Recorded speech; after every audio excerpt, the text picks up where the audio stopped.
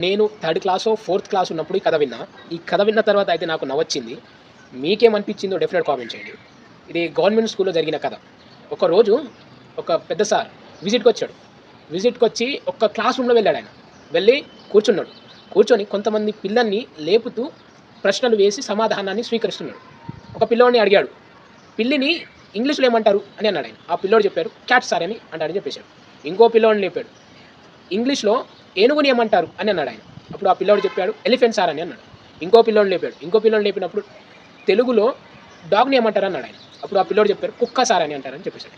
ఇంకో పిల్లోడిని అడిగాడు నెమలిని ఇంగ్లీష్‌లో ఏమంటారు అన్నాడు ఆయన. అప్పుడు ఆ పిల్లోడు దిక్కులు చూస్తున్నాడు. అప్పుడు ఇంకో ఉపాధ్యాయుడు ఉంటాడు కదా, ఆ ఉపాధ్యాయుడు ఆ పిల్లోడి దగ్గర వెళ్ళాడు. వెళ్ళి ఆ పిల్లోడు యొక్క బొచ్చుని ఇట్లా పట్టుకున్నాడు.